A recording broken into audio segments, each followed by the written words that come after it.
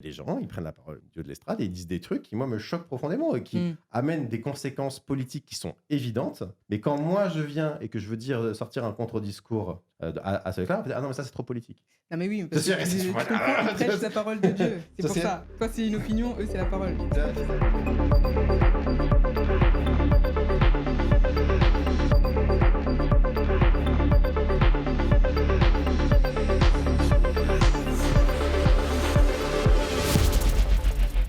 Bonsoir à tous et à toutes, j'espère que vous allez bien.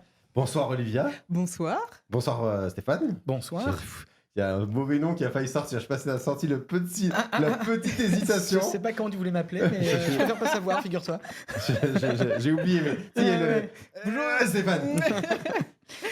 Quand on se trompe, on m'appelle Christophe des fois, je sais pas pourquoi. Christophe. C'est vrai qu'il y a une tête à t'appeler Christophe. Voilà. Bonsoir Daniel, bonsoir pourquoi, j'espère que vous allez bien. Bonsoir, les N'hésitez pas à jeunes. nous faire un petit coucou dans le chat, ça fait plaisir. Ouais. Alors Olivia, c'est ta première fois avec nous? C'est la première fois que je suis là avec vous. C'est ta première. Alors Voilà. Olivia, dis-nous, qui es-tu? Je vous dis tout. Dis-nous tout, Je vais tout livre-nous vous ta vie. dire. Oui. Alors moi, je suis pasteur à Houille, Oui, dans le 78. je t'ai fait mal? Ouais, oui. On te l'a jamais fait, j'en suis sûr. Si, on l'a déjà fait des centaines de fois, bien sûr. Donc oui, non, je suis pasteur à Houille là depuis peu. Et voilà, c'est avec plaisir que je suis ici avec vous. Et alors, ce soir. tu es nouvellement pasteur, Je suis nouvellement tu es pasteur. fraîchement pasteurisé. Tout à fait, depuis juillet dernier. Ouais. Voilà, donc ça fait 1 an tout rond là. Eh ben, félicitations à toi. Alléluia. Et gloire à Dieu. Inch'Allah. Ah non, pardon. Ok, très bien.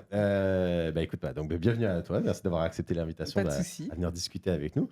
Et salut Stéphane. Eh ben, salut. Alors pour toi, c'est ta Deuxième. deuxième fois. Seulement. Ouais. J'hésitais si c'était la troisième. Non, deuxième. Non, deuxième fois. Donc merci. Donc vraiment, tu as aimé l'expérience de la première parce que tu es là pour une deuxième fois. Ouais, tout à fait.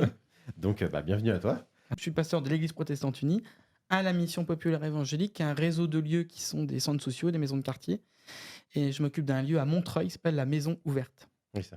Et puis, écoutez, donc bienvenue à tous. Le premier sujet dont on va parler, c'est un pasteur peut-il parler de ses opinions politiques dans sa prédication? C'est très précis. Et donc, j'espère que vous avez un avis très tranché sur la question. Stéphane? Alors moi, Qu'est-ce que j'ai t'en penses? bien aimé comment tu as formulé la question, parce que c'est pas du tout la même chose de dire un pasteur peut-il parler de ses opinions politiques dans sa prédication et un pasteur doit-il prêcher ses opinions politiques. Je crois qu'il y a une Tout à grosse fait. différence. C'est-à-dire que Ah, ouais. je pense que la prédication, c'est pour moi théologiquement l'actualisation de la parole. C'est-à-dire comment la parole de Dieu, telle qu'on la rencontre dans la Bible principalement, mais surtout et quasiment, uniquement, comment à un moment cette parole, elle devient actuelle, elle s'incarne dans le monde d'aujourd'hui pour parler aux personnes qui sont là. Donc ça, c'est la fonction de la prédication, c'est la première chose. Et donc, ce qu'on prêche, c'est la parole, c'est l'évangile. Je prêche pas mes opinions, je prêche pas une idéologie politique, etc. La deuxième chose, c'est que quand moi je prépare une prédication, j'ai l'impression qu'elle est réussie quand je rentre dans le texte biblique avec une opinion. Je lis le texte biblique, me donne une première impression. Et quand à la fin du travail sur le texte biblique, je pense complètement autre chose que quand je suis rentré dedans. C'est-à-dire que le texte biblique m'a déplacé. Pour moi, le texte biblique, c'est pas un truc qui confirme mes opinions, c'est un truc qui me pose des questions, qui me déplace, qui me fait changer. Ouais. Et donc, où est-ce que je vais en arriver avec ces deux prolégomènes, comme on dit en faculté de théologie, ces deux préliminaires?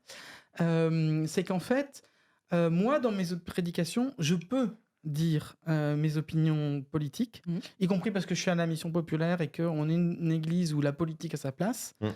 Mais je vais pas les dire pour convaincre les gens de mon opinion. Je vais pouvoir peut-être les donner en exemple parce que le travail que j'aurais fait sur le texte biblique aura déplacé ou aura questionné des espèces d'évidences que je pouvais avoir dans mes opinions politiques. Je donne un exemple, j'ai prêché il n'y a pas si longtemps sur faites-vous des amis avec le mammon de l'argent.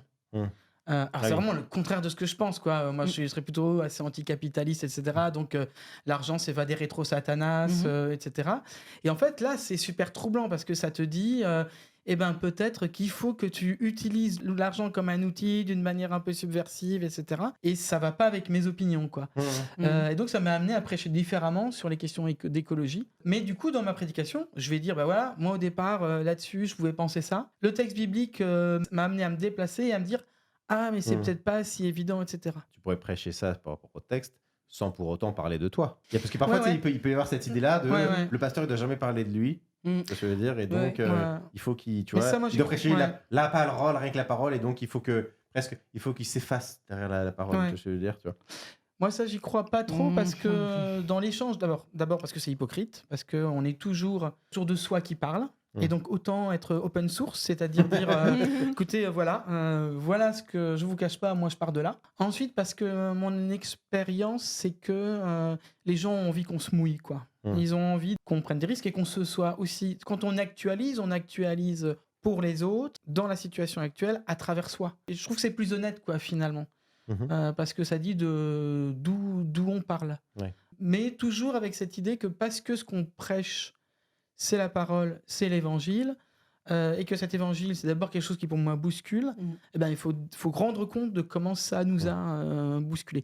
Et je pense que les gens ça va les aider eux-mêmes à se dire, bah, ce texte-là, comment moi il me bouscule. Ouais. Ça va les autoriser à se dire, j'ai le droit d'être remis en cause par ce qui se raconte dans ce texte-là. Et alors, toi, Olivier, qu'est-ce que tu en penses? Bah moi je serais un peu d'accord avec toi. Alors je ne sais pas si moi je parlerais, juste parler, hein, pas prêcher, on a bien compris que notre Mentionner, opinion quoi. peut voilà, mentionner une appartenance politique, je suis pas sûre que je le ferais en prédication. Après ça fait qu'1 an que je suis pasteur, donc peut-être qu'il y a des moments effectivement où je me sentirais de le faire, mais même là pendant les législatives, je n'ai pas dit moi voilà, je pense que, ou alors j'ai pas évoqué moi ce que je pensais. Par contre, j'en ai parlé Mm. de manière assez neutre. Parce que donc la question c'est un pasteur peut-il Peut-il parler de ces... donc on parle d'un pasteur, alors qu'il n'y a pas que des pasteurs qui prêchent, hein, aussi dans nos églises, on a aussi des prédicateurs. Et donc la figure du pasteur, pour moi, elle doit être, même si c'est un peu un leurre, on peut pas être neutre totalement, elle doit quand même être le plus neutre possible. C'est-à-dire que oui, on peut pas se mentir, parce que quand on prépare une prédication et quand on l'a dit, elle est imprégnée de ce qu'on vit, de nos opinions, parce que bon, l'évangile pur neutre comme ça, il passe à travers nous. Ça peut pas être délivré de manière neutre comme ça. Par contre, moi, je ne sais pas quelles sont les opinions politiques de mes paroissiens. Je ne me permettrai pas, parce que tu vois, je suis dans un autre contexte. Là, tu es effectivement dans la mission populaire où il y a une ligne qui est assez claire, je pense. Donc voilà, mais moi, je suis dans une paroisse quand même où il y a plusieurs types de personnes qui, je pense, pensent différemment peut-être certaines choses. Moi, je ne sais pas qui vote RN, je ne sais pas qui vote LFI, je ne sais pas. Donc moi, je ne me permettrai pas de dire, écoutez, votre vote, à vous, il est moins bien que le mien. Parce que voilà, je vais vous expliquer par rapport à l'évangile. Voilà, et effectivement, l'évangile, ça n'a pas forcément rentré dans nos partis politiques humainement construits aujourd'hui. Bon, parce que déjà, les notions de droite-gauche, on est d'accord que ça vient bien après Jésus, quand même bien après l'évangile. Donc, l'évangile ne saurait rentrer dans une catégorie politique d'aujourd'hui, humainement construite. Même si c'est de gauche, on est d'accord. On est d'accord, Jésus est de gauche et Dieu de droite, c'est souvent ce qu'on dit. Et Alors, en fait, c'est marrant par Ah rapport ouais, c'est à ce que rigolo, tu ça, dis, je parce connaissais pas. qu'en fait, moi, c'est moi une j'avais bonne entendu que la notion de droite-gauche, évidemment, la notion moderne de droite-gauche, évidemment, elle date de la Révolution et tout ça. Et quand, par exemple, dans la Bible, Dieu dit il mettra à sa droite ceux qui sont, et la notion de gauche, tu vois, ceux qui sont. ce qui est à sa C'est-à-dire, droite, à sa gauche. En fait, d'ailleurs, c'est des arguments. Les gens disent qu'il faut être à droite ou à gauche. Je dis, vas-y, si Jésus dit que ceux qui sont sauvés, ils seront à sa droite. Tu vois, donc, Oh non, mais c'est pas vrai, ça c'est pas. non, mais, Qui- mais qui utilisait, quoi. alors en fait, c'est vrai Alors, ou pas vrai parce qu'il y a quand même la gauche s'est toujours posée un petit peu contre les dogmes et donc l'idée de la gauche, ceux qui justement vont contre les dogmes, contre la morale même, une certaine morale, une certaine vision de l'éthique. Je trouve ça intéressant. Je trouve qu'il y aurait des liens à faire. Mais bon, c'est une parenthèse. Après, mais moi, j'ai pas pu résister à la faire. Non mais oui, mais c'est important, je rebondis là-dessus, parce que bon, dans les évangiles, on va trouver à la fois des propos de Jésus qui vont s'affilier à des valeurs de gauche, hein. Par exemple, je pense, voilà, j'étais étranger, vous m'avez accueilli, etc. Donc ça, clairement, je pense qu'on peut le donner à la gauche quand même. Et puis, il y a des propos de Jésus quand même qui vont être, alors si on regarde dans le prisme d'aujourd'hui, dans nos partis actuels, plutôt affiliés à la droite. Je pense par exemple aux propos de Jésus sur le mariage, par exemple, enfin voilà, où il va y avoir des propos... voilà, un peu plus qu'on pourrait affilier comme conservateur. Donc voilà, donc pour moi, je pourrais pas dire que Jésus est de gauche, par exemple, ni de droite, tu vois. Ça va surpasser Oui. ça. Et puis son royaume n'est pas de ce monde. Donc au final, on pourrait pas le mettre dans un parti. Tout ça pour dire que moi, je ne dirais pas, du coup, mes opinions, j'évoquerai pas, je vais essayer d'éviter ça. Enfin, moi, je serais plutôt dans la ligne de Stéphane, parce que je trouve que ça cultive ce côté du pasteur neutre. C'est intéressant, je me pose la question pourquoi le pasteur plus que les autres prédicateurs. Et je trouve que ça contribue justement à cette image du pasteur comme tu sais, au-dessus de la mêlée. Et je trouve que justement, assumer, et justement, plus dans une église qui accepte la pluralité, tu vois, être plutôt dans une dynamique, voici mon avis, mais en fait, vous n'êtes pas obligé de penser comme moi, tu vois ce que je veux dire. Et... Tout à fait, tout à fait. Après, je pense qu'il y a peut-être d'autres espaces que la prédication pour le dire. Mm. Tu vois, je pourrais très bien faire un article et puis là, on va voir effectivement mes opinions politiques. Et puis, moi, ce que je disais à mes paroissiens, parce que j'avais un peu évoqué les législatives sans dire mon avis, mais j'ai dit, bah voilà, ceux qui sont particulièrement fins auront deviné, je pense, mon avis Mm. politique. Mais voilà, je pense que ça se voit. Mm. Si on m'écoute, on va comprendre clairement d'où je suis. Mais voilà, je pense que c'est important de ne pas le dire clairement en tant que pasteur. D'autant plus que moi, ce qu'on m'a dit, donc tu me diras si c'est vrai ou pas. En tant que pasteur, tu n'as pas à te montrer publiquement dans tes opinions politiques. Il me semble que c'est un truc qu'on m'a dit déjà. Mais sur... Alors, Basé sur quoi? Enfin, genre je pense que dans la, légalement? dans la Je sais pas. discipline de l'EPUDF, Ouais. ma connaissance, Ouais. le seul truc, c'est que si tu te présentes à une élection, tu dois démissionner de ton... Voilà, tu peux pas être pasteur Voilà, et démissionner. député ou... ouais. Mais par contre, je pense qu'il y a une grosse zone de flou sur les engagements publics, sur l'adhésion Tout à à un fait. parti, etc. Là où je te rejoindrai, c'est que je pense qu'il y a une nuance qui est fine à trouver et qui doit être dans la sensibilité du pasteur par rapport à ses paroissiens, c'est la différence entre la neutralité et le respect. C'est-à-dire que Mm. on ne peut pas être neutre parce qu'on prêche l'évangile. Mm. C'est-à-dire que l'évangile, c'est quelque chose qui est fort comme message. Mm. Et donc, de toute façon, que ce soit sur des opinions politiques auxquelles t'amènerais ta réflexion évangélique, c'est-à-dire que tu peux, à partir d'une réflexion évangélique, t'amener à dire, ben, aujourd'hui, dans cette situation, notre responsabilité, c'est de prendre cette position-là. Tout à fait. Moi, je pense que, par exemple, la prise de position de l'Église protestante unie qui dit, au nom de l'Évangile, il faut battre l'extrême droite, ou pas dit comme ça, mais ça voulait dire ça, Mm. bah, c'est pas une opinion politique, c'est une opinion évangélique qui aboutit à une prise de position politique, ce qui est un peu Mm. différent. Mm. Donc là, t'es pas neutre, parce que l'Évangile t'amène à prendre des positions. Ouais. Mais en même temps, tu dois être toujours respectueux des gens qui sont là. Parce que tu dois parler, effectivement, tu l'as dit, dans ton assemblée, il faut que la personne qui va entendre ça, même s'il vote Rassemblement National et même si c'est un militant du Rassemblement National, ils sortent pas. Dans le Mhm. sens où ils se sentent respectés dans la façon que tu as eu de l'amener, de le questionner, de poser des questions et de pas le poser comme une orthodoxie. Mm. Pas le poser comme un truc du genre notre évangile nous amène à dire que il faut pas voter pour un parti raciste, mais que c'est pas hors de ça point de salut et sort de l'église, quoi. C'est un débat qui existe par exemple dans les sciences, en sociologie, où il y a toujours la question est-ce que le scientifique doit être le sociologue doit être neutre. Et il y a tout un débat Mm. avec une sorte de traduction sur un grand sociologue qui s'appelle Max Weber, Mhm. qui écrit un livre qui s'appelle Le savant et le politique. Et il y a une première traduction dans les années 60 qui dit Max Weber, il y a un terme allemand que j'ai oublié, qui est accouché dehors, etc. parle pas allemand. Voilà. et on l'a traduit par neutralité axiologique. Ça veut dire que le sociologue devrait être complètement neutre. Et en fait, le truc, c'est que ça marche pas parce que Max Weber, il était militant du Parti social-démocrate, il était engagé, etc. Et ses étudiants le savaient, il prenait des positions publiques. Mais en fait, il y a une autre traduction qui a été faite depuis et qui veut dire, en gros, ne pas imposer son opinion aux étudiants.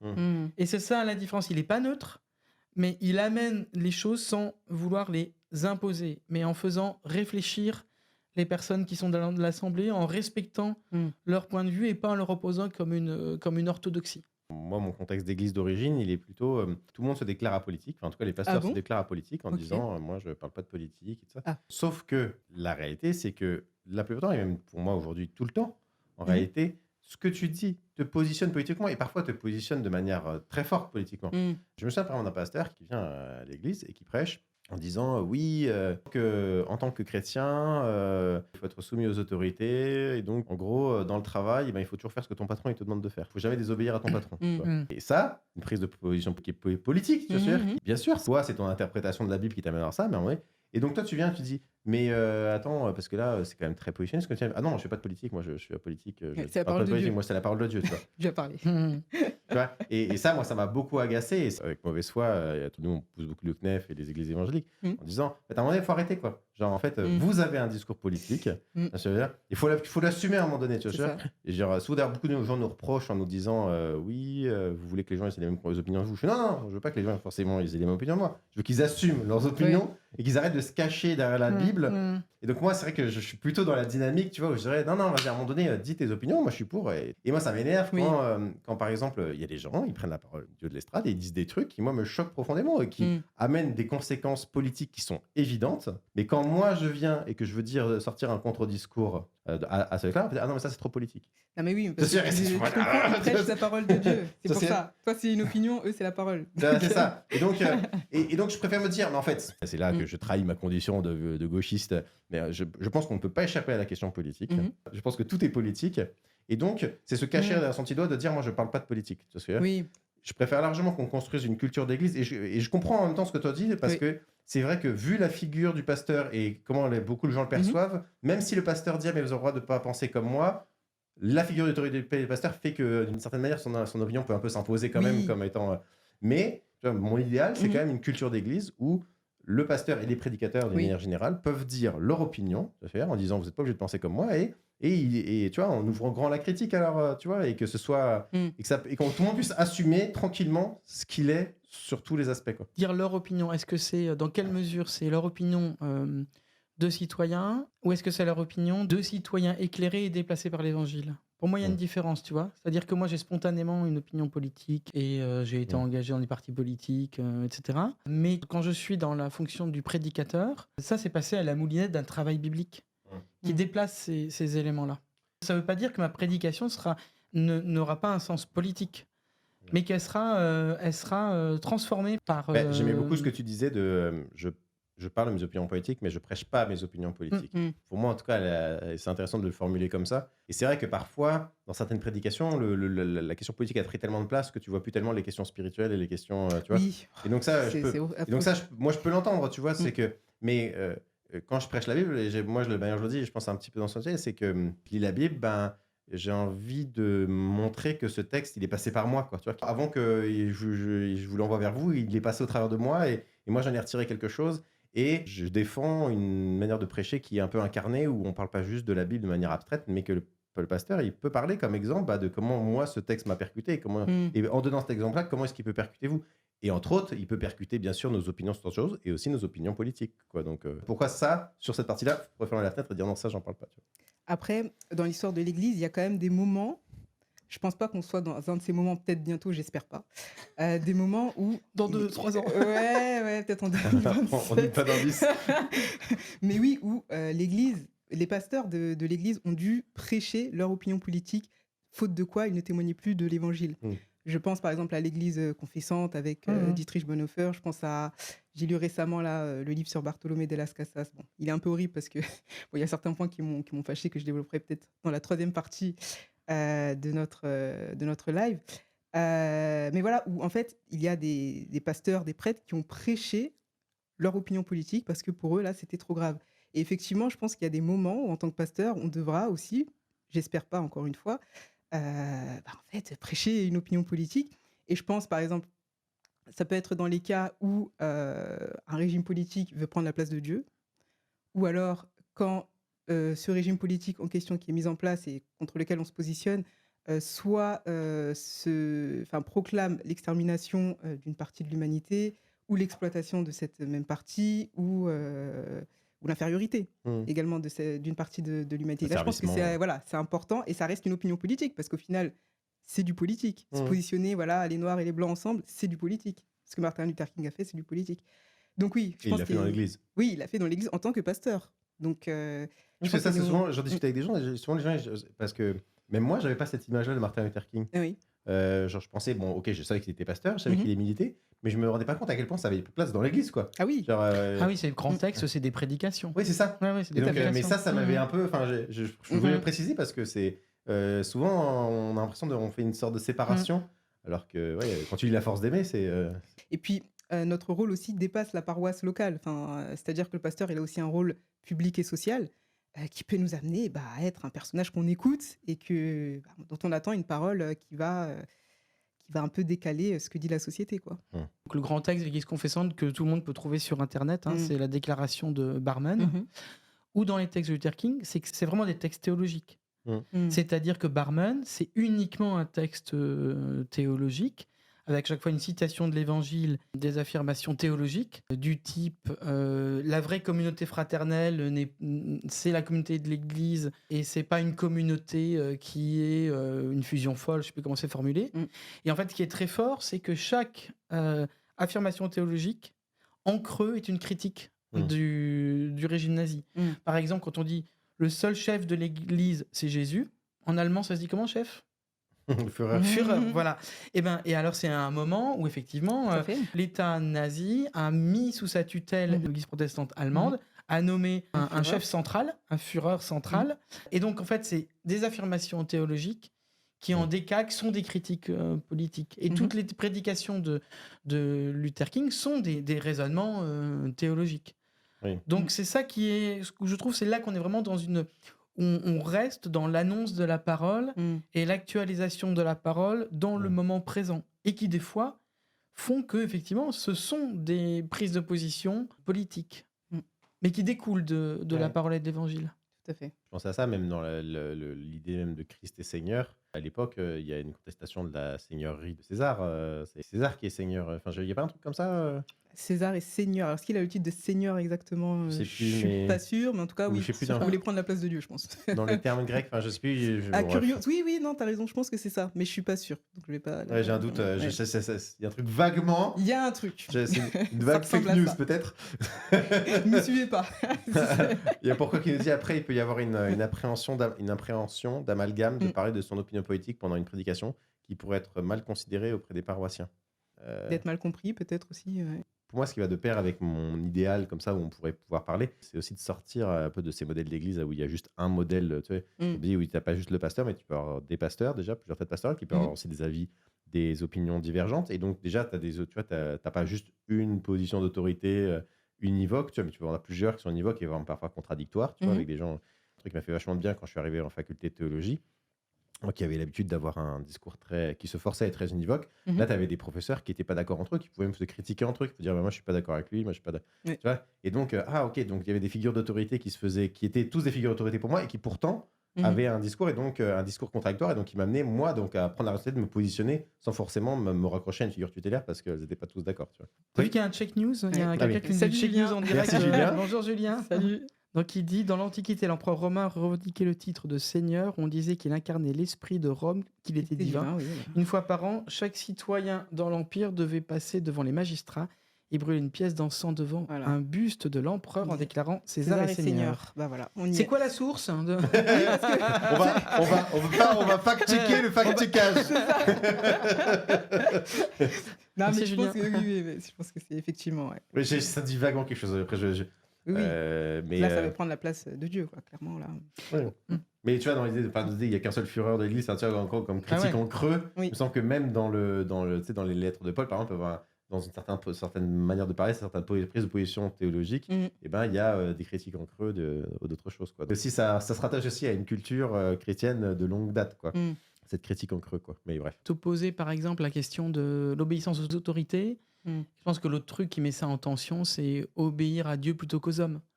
Et que donc même dans sa prédication, c'est est-ce que dans ce cas-là, je ne fais que répéter ce que disent les hommes, ou est-ce qu'à un moment, c'est visité, transformé, déplacé par Dieu, après en disant pas effectivement oui, moi je sais la parole de Dieu, et donc bon voilà. Mais du coup voilà, c'est aussi comment tu développes dans ta façon de faire la prédication, dans ta relation avec les paroissiens, le fait qu'ils ont un esprit critique, et y compris ils savent qu'ils doivent avoir une distance par rapport à ce que tu dis, ils ont le droit de te critiquer. Et je pense que ça fait partie de la responsabilité minimale du pasteur qui ferait ça, d'ouvrir activement en permanence la contradiction, tu vois. Par exemple, particulièrement sur ces sujets-là où tu sais que les gens ils pourraient même. Mais pour moi, c'est vraiment vrai. Enfin, pour moi, ça devrait être vrai pour tous les sujets sur la prédication. Si on veut construire cette culture où le pasteur, à la fois, il a une autorité parce qu'il a fait des années d'études et tout ça, mais en même temps, il n'a pas la science infuse. Et ben, peu importe les sujets, que ce soit des sujets politiques ou pas. Alors le pasteur qui dit voilà, je sais pas ce que vous en pensez. Vous êtes peut-être pas d'accord avec moi. Mais voilà moi comment je comprends ce texte-là, voilà ce que tu vois, donc et d'avoir un peu des réflexes comme ça dans sa manière même de parler, d'ouvrir en permanence la contradiction. Pour moi, c'est des manières saines, je pense même de construire ça, quoi. Donc habituer les gens à une forme de contradiction même au sein de l'Église, avoir des prédicateurs qui n'ont pas forcément tous le même avis. Je pense que ce qui est dur aussi, c'est quand les gens ils ont l'impression qu'il y a une sorte de capture de la parole et que finalement, ceux qui ont un avis qui est contradictoire, et ben, ils se retrouvent juste invisibilisés et réduits au silence, quoi, tu vois. Et donc, avoir des opportunités de pouvoir, pouvoir répondre, tu vois. Que l'Église soit aussi un lieu où on peut débattre, on peut échanger. Oui, et puis moi, je pense que c'est aussi important. Finalement, là, vous m'avez fait un peu changer d'avis, comme quoi vous avez vu que J'avance. Non, mais en fait, je pense On qu'effectivement. se fait avancer réciproquement. Ah oui, tout à fait. Bon, là, j'ai fait un petit pas en avant. Non, en fait, je pense que c'est effectivement important que les pasteurs puissent. Alors, pour moi, toujours pas forcément dans une prédication, encore une fois, mais qu'il y ait des espaces où les pasteurs puissent dire bah voilà, moi je pense ça parce que bah voilà, si ça dans la Bible, etc. Mais c'est moi qui le Mmh. pense, mais je le pense, voilà. Parce que moi, je me rappelle, il y avait la période de George Floyd, vous savez, donc cet Ouais, Afro-Américain qui s'est fait oui. tuer avec un policier blanc qui l'a écrasé la nuque. C'était aux États-Unis, certes, mais vous avez vu que ça avait engendré pas mal de manifestations en France. Et c'était une période, je m'en souviens, où je me suis dit, et avec d'autres personnes, hein, parce que j'étais pas pasteur, donc à cette époque, j'étais encore étudiante, et je me suis dit, bah, j'attends une parole de sagesse de mes pasteurs, en fait. Qu'est-ce Mmh. qui se passe là? Et en fait, il y Mmh. avait silence radio. Enfin, en tout cas, dans mon cercle Mmh. de pasteurs que je connaissais, silence radio. Mmh. Et en fait, nous, donc en tant que jeunes chrétiens afro-descendants, parce que là, c'était le cas de mon entourage, en fait, on était soit voués à l'agitation de ce que nous proposaient les journaux et on n'était pas forcément d'accord. Et en même temps, on n'avait aucune parole, aucun espace où on pouvait en fait juste discuter ou savoir ce que notre pasteur pensait ou voilà, juste avoir des Mmh. paroles de sagesse, quoi, un peu décalées, comme tu disais, par rapport à ce qui se passe. Et donc, voilà, moi je pense que c'est important quand même que des fois, en tant que pasteur, on puisse juste dire notre avis, quoi. Ouais. Pour aller moi aussi un peu dans ton sens Mm. et aussi d'enfermer en fait dans le sens que tu allais aussi. La limite quand même elle est vite franchie entre aborder ses opinions politiques parce que, à un moment donné le texte et à un moment donné, complètement transformer la chair en espace de propagande politique. Tu vois ce que je veux dire? Mm. C'est pas juste, il y a le texte, je me confronte au texte et: «Ah tiens, je me rends compte que ça vient percuter mes opinions Mm. politiques et donc je vais en parler», tu vois? Et bon, il faut que je parle de mes opinions politiques, quel texte je vais pouvoir aller chercher pour pouvoir en parler. Ouais, tout à C'est fait. ce que je veux dire, Grosse tu vois? différence, ouais, je suis d'accord. Ouais. Peut-être ce serait la dernière question que je vous poserai sur ce sujet-là, après on va passer au suivant, mais Mhm. comment est-ce que institutionnellement, en paroisse et en église plus largement, on se Mhm. protège pour éviter que la prédication et l'église et le culte restent un lieu, tu vois, de Oui, d'annonce spiritualité de et l'évangile. d'annonce d'évangile et deviennent pas juste une plateforme politique, quoi? Moi, je dirais la prière.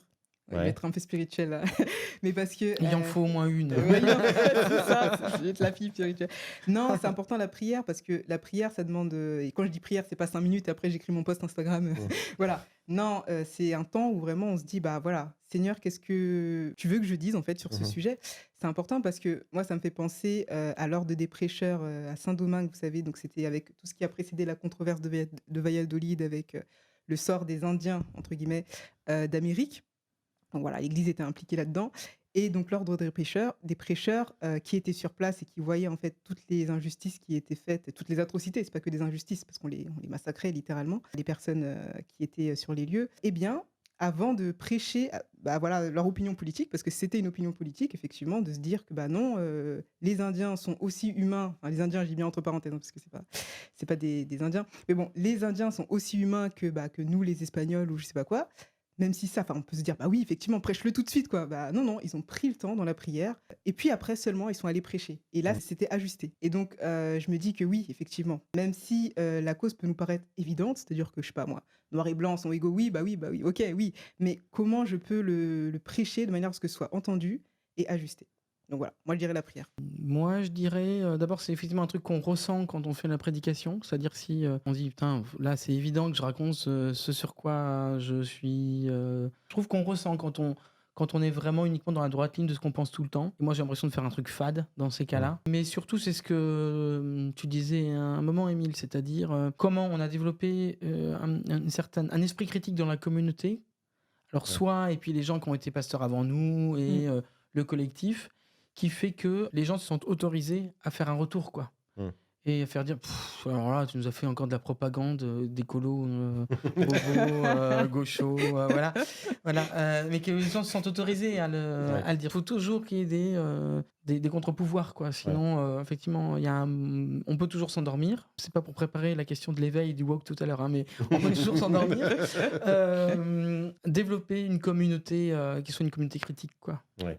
Tout à fait. Et d'où l'importance, enfin pas que, mais du conseil presbytéral aussi. Mhm. Complètement, ouais.